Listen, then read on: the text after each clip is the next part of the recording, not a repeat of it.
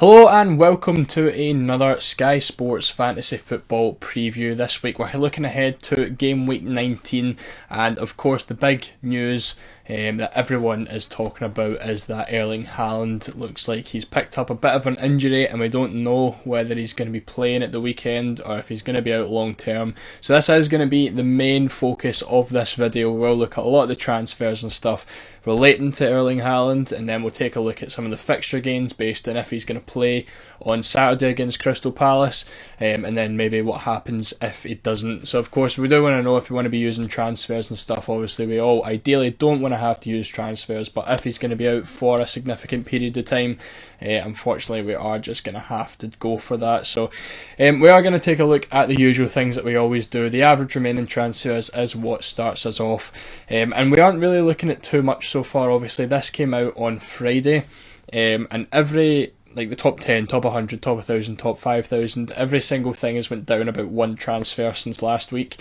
which isn't really the end of the world. We're going to get to the point soon where the transfers counts are going to start going up, because those with lower transfers are going to start kind of tumbling down the ranks a bit, and the people with lots of transfers are going to start coming into the top 5000, which is going to push the averages back up.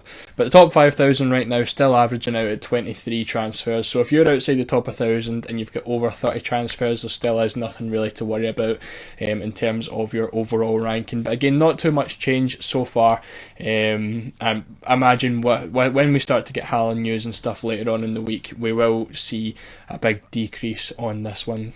So in terms of the game week transfers then, this is the popular transfers over the past week. In terms of transfers in, Bowen, again, very high in terms of transfers in. He is the number one. After being one of the highest transferred out last week, obviously he's now back in the West Ham team, and a lot of people seem to just be panic buying him right back in, which I am kind of surprised about. It doesn't feel like he's essential. The West Ham games aren't absolutely fantastic. There isn't really any captaincy days, excluding that one on the 2nd of January, which again I don't really think there's any reason to rush into getting Bowen for that, but he is there. Romero, obviously a very popular transfer, and I thought he would have been number one this week as everyone brought him in back on Thursday. Did score, which was great. Should have got sent off at the weekend actually, so we all should actually be in a situation right now where we'd have to take Romero out as well, because I definitely think that was a red card. Gordon, a popular one in. Alvarez, a popular one in. Obviously a very popular replacement for Haaland, even though they do miss next week. They don't have that game against Brentford, so they do have one game less against everyone else. But of course Alvarez is going to be the starting striker for Man City up until at least Haaland is back, and we obviously don't know when that is. And then Trent, obviously on some good form as well, is also in there. In terms of transfers out, Mbuemo has been a massive transfer out, 8%. I've not actually seen anyone be that high in a long time anyway, so obviously he was very popular.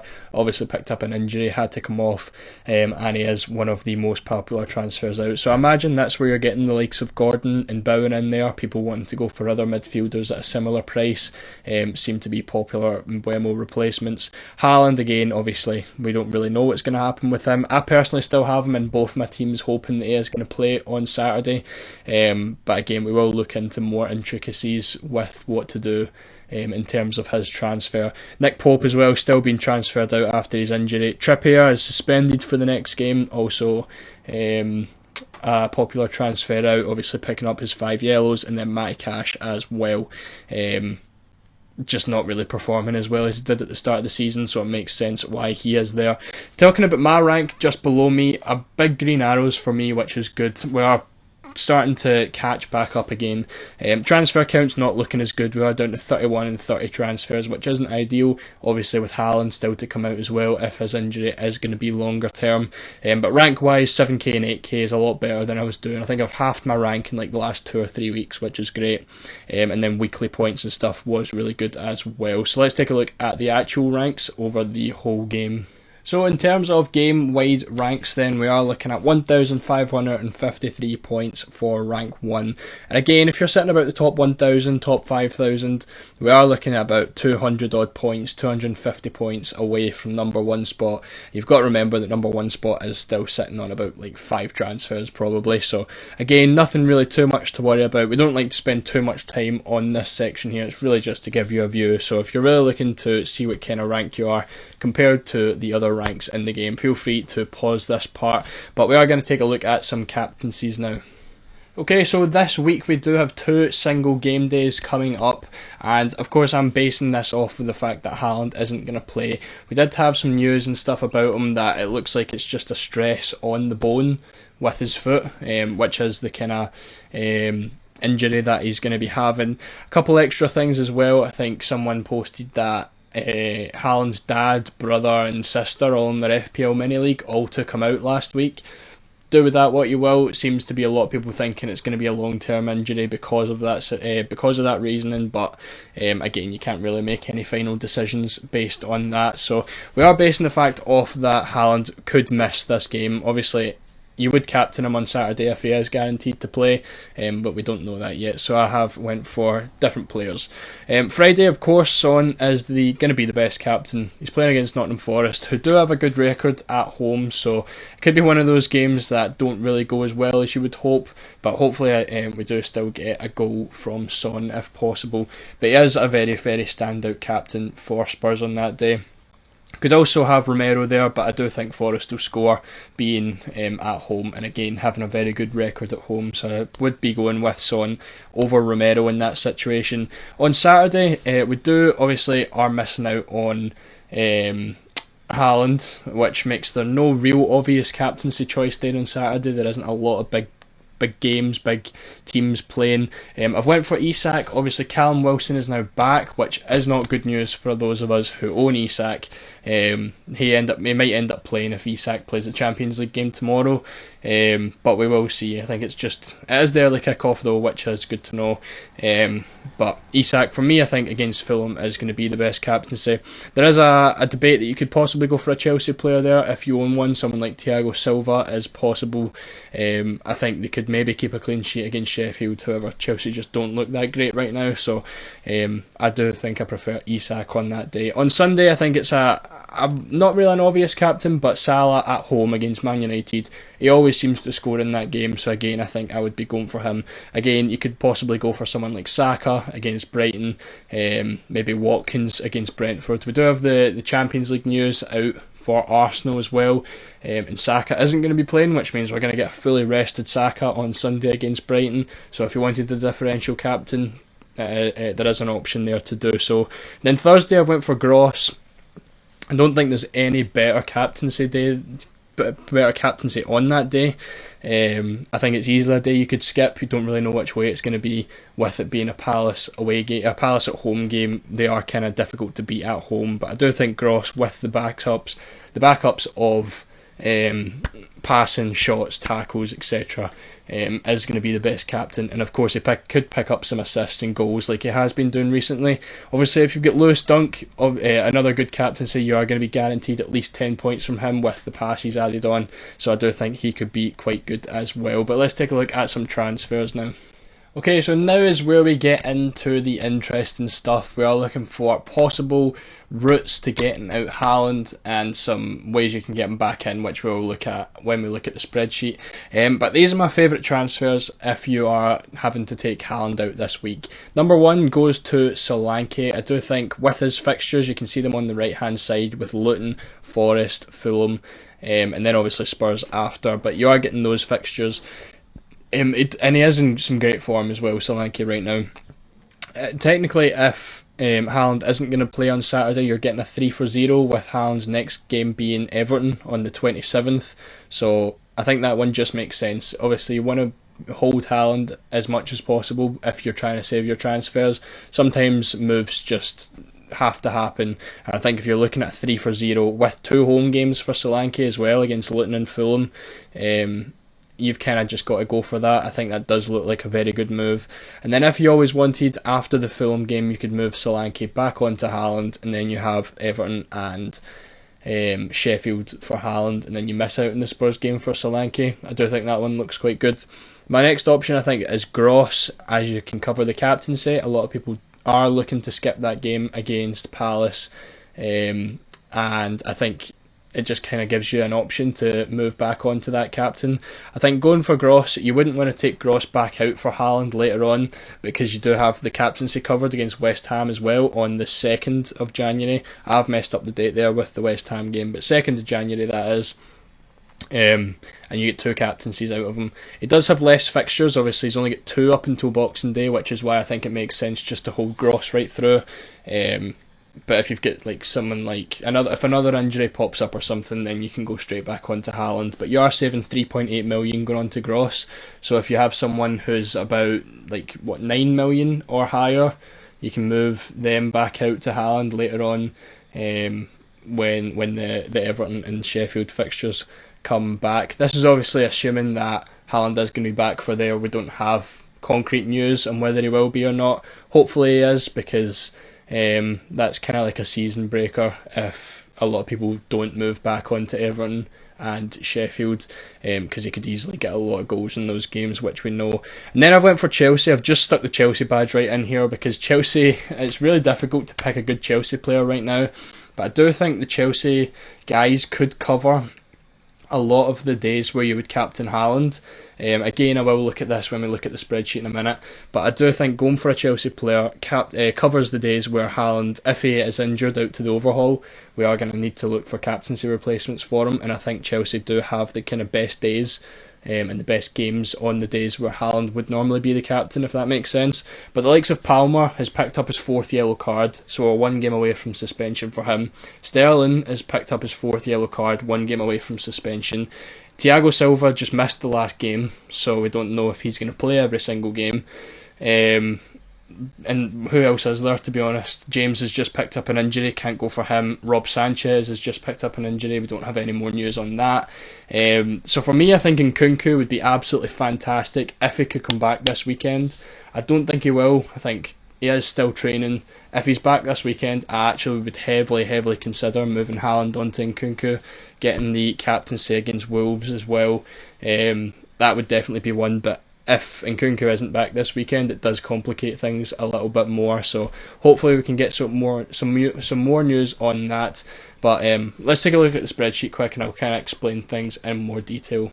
Okay, so this is what I'm talking about when I mean that Chelsea players could possibly cover the Haaland captaincies. So we do have Haaland. If we go in the best captaincy, we've got Haaland as the captain 3 more times before the overhaul comes out. So that's going to be in game week 19, he's got 1 in game week 20, and then he has 1 in game week 21 as well. So looking at these days, Haaland is the best captaincy here on Saturday, and as we already spoke about, you could obviously go for a Chelsea player if possible. Again, for me it would ideally be Nkunku, but we don't know if he's going to be fit or not. But you could go for a Chelsea player here against Sheffield, and I think you probably could have the best captaincy there. And then we go on to game week 20, where is the best captain on Wednesday. And then looking here, which is this one here, you've got Haaland against Everton, which would have been the best captaincy. Other than that game, you've got Chelsea against Palace at home. Again, if Nkunku was playing, could easily be your best captain option there. Of course, if you still get someone like Rodri, he does kind of directly back up Haaland as a captaincy. I tried to do that on Sunday. Unfortunately, I only got 4 points. But other days, he's obviously going to get a lot more than that. We do know how Rodri plays in Sky. Could easily end up with like a 20-pointer. But I do think, again, Nkunku on his own easily covers that Haaland captaincy. Then keep in mind, I've also got Nkunku captain here, which is this game on Christmas Eve, the single with Chelsea and Wolves. So if you're going to be able to bring in a Chelsea player for Haaland, you've got a captaincy for Saturday, you've got a captaincy for Christmas Eve, and you've got a captaincy for this Wednesday. And then we go into game week 21 as well, which is this day, where Haaland would be the captain against Sheffield. Chelsea are also playing Luton on that day, again given another captaincy option. I think ideally your captain would probably be Watkins on this day anyway, but it does always give you a backup option, and even if you're not captaining him, it's still a game against Luton. And again, someone like Nkunku, someone like Thiago Silva is going to pick up passes. But again, like I did say, it is very, very difficult trying to pick a good a good Chelsea player right now, because half of them are on 4 yellow cards, half of them are injured, so it's really difficult to try and single one out. But as an option, again, if we get more Nkunku news, I think I'd be very, very tempted to try and bring him in. And again, looking at just the City games as a whole up until the Everton game on the day after Boxing Day, of course they do miss that game against Brentford, so there is a big gap for 3-for-1s, etc. I think if you've brought out someone like Watkins, I'd just be doing the Haaland to Watkins transfer, absolutely, because you need that captaincy for the Sheffield game. You're technically getting a 4-for-0 if Haaland's going to miss out on Saturday. Bournemouth, again, like I said, Solanke there with probably the best fixtures available. Burnley as well, would avoid Burnley. Newcastle look good. Sorry, that's Fulham. Newcastle here, again, very, very good fixtures. Fulham, Luton and Forest. But with Wilson back, you can't guarantee who's going to be the striker. And I don't know if anyone has seen it, but I think today some news came out that Gordon hadn't been seen in training. But we do obviously get that game against for Newcastle in the Champions League. So if he starts that game, we know that he's going to be fine. But again, it is always an option to look out for. And then of course Wolves, you could maybe get a 3-for-0 if you wanted someone like Cunha to cover off that captaincy day on Boxing Day, on Christmas Eve even. However, I would keep in mind that you are definitely going to want, like if Haaland is only out for a short period of time, you are absolutely going to want him for these 2 days, because it's 2 days you're going to captain him. He could easily get a hat-trick against someone like Sheffield at home. So looking at like ways to bring Haaland back, Liverpool only have 1 day, and that's a single against Newcastle. You're obviously going to have Salah for that captain, so if maybe you're holding someone like Tsimikas and you somehow have a 5 million left in the bank, maybe your replacement for Haaland saves up a lot of budget. If you can get 5 million in the bank, Tsimikas to Haaland after this Burnley game, you're basically getting a 2-for-1 there, and you're getting the Everton and Sheffield game, in which case you would captain him. Then you avoid the Newcastle game for Tsimikas, definitely looks good. Again, moving Solanke back to Haaland, always an option, that way you avoid that Spurs game. I would keep Watkins, because I would like him against Burnley at home. Fulham, maybe if you've got a Fulham player, you could always bring him. Newcastle, the kind of same. If you've got Isak, if you've moved Haaland out to Isak on Sunday, for example, I would get those 3 games from Isak, and then you could move back to Haaland on the 27th. We just don't really know what's going to happen with Haaland. Is he going to be injured out to the overhaul? Is it more of a long-term thing? Or is he literally going to be back on Saturday? Or is he going to be back next week? So we don't really know. But I think I've kind of tried to cover everything. If there's any more questions, again, make sure to leave them in the comments. But I think I have basically covered everything to do with Haaland, some possible replacements, etc., and some ways back for him as well. So we're going to take a look at my team now. Alrighty, so as I already kind of explained, it was a pretty decent week for me this week in both teams. We are unfortunately sitting with Sanchez right now, so we are looking for some possible replacements for him. Again, I don't really know who I want to go to. It'd maybe be someone like Sa, and that way I can half cover that Wolves game. But I think if Sanchez is only going to miss maybe 1 game against Sheffield, I might just keep him and hope that he's back for Christmas Eve. Because I didn't actually see the injury myself. I don't really know the extent of it. I think someone said it was some sort of knee injury. I don't know how bad it's going to be, but it's just not been good for goalkeepers recently. Alisson get injured, Pope get injured, Sa ended up injured, and now he's kind of back, which is good. Sanchez is now injured. Dubravka's been spoken about that he's now injured and could miss tomorrow's game. So the goalkeeper situation just isn't looking too great at all right now. Hopefully Sanchez is okay, because right now he is my only captaincy option for the Christmas Eve fixture, and then I don't really have to worry about anything else. But in terms of the team, again, I'm happy with everything it looks. I think this midfield looks fantastic with Son, Saka, Salah and Rodri. Attack, again, absolutely fine with. And then defence, Bayer's been good, to be fair. Like, they only conceded a last 10-minute goal against Brighton, which is not the end of the world, but obviously when you look at his points, he's not been fantastic, but 6.6 million, what can you really expect? You're talking the last 6 games, he's had 11, 14, 19 points, so he's averaging about 3 points per game, which from an enabler is perfectly fine as long as they're playing. And obviously he's served his suspension now after picking up the yellow cards, so I think he's just going to stay in this team, to be honest, up until the overhaul, and there is only like 2 weeks left to go, and then we can get rid of him. In terms of captaincies this week, Son's going to be the captaincy on Friday. Saturday, I would like to have Haaland. Hopefully he's fit to play. If he isn't, Rodri's just going to be the backup captain there. Sunday is going to be Salah, and then Thursday, again, I don't have any players playing on Thursday. The plan is right now to skip it. If Haaland's injured, I think I'm just going to move to Gross. It makes the most sense for me, and then I could maybe move, I don't know, I've not really thought about bringing him back yet, but someone like Saka possibly could come back. Could come out for Haaland back when he is back, if it does happen. The second team is where it gets a bit more interesting. I'm a lot more happier with the second team. The only thing is I'm one transfer less in this team. And of course like 1,000 ranks below, but it's not the end of the world. I don't have to make a goalkeeper transfer. I've brought in Leno for the captain against Wolves, and he's been great since. He picked up 2 clean sheets in his last 2 games. We've got Burnley coming up and Bournemouth coming up, where again he could pick up some clean sheets. So Leno's definitely staying. Leno's been fantastic, and I've got no complaints from him. Again, I brought Isak in this team a couple weeks ago. I expected Callum Wilson to be out longer than he is. But hopefully he can continue to play, and he probably will get subbed off early, which is what it is. Like there's not the end of the world with that. I do have Gross in this team, which is fine. Again, I don't think I actually had a preview before this, but I was due to bring Gross in this team. I think the transfers this week, I know they're not even shown, are they? Transfers this week was supposed to be Anderson and Rice to Son and Gross, and I totally forgot to bring Gross in. I was working that night, totally forgot to make the transfer, so I had to go for Romero instead. So right now I'm in a -6 with that in terms of the 2 games that they have played over the last week. So I mentioned that on Twitter, but if you don't follow me on Twitter, you wouldn't have known that. So I did totally forget to make the Gross transfer on that, and now I am stuck with Romero. So again, I didn't plan on skipping the game on Thursday, but now that is obviously the plan. Gross was always in this team from early. I brought him in for the Sheffield game here, so we have actually managed to get 3 hauls out of Gross in this team, which is basically the main reason why I have like halved the rank in the last couple of weeks.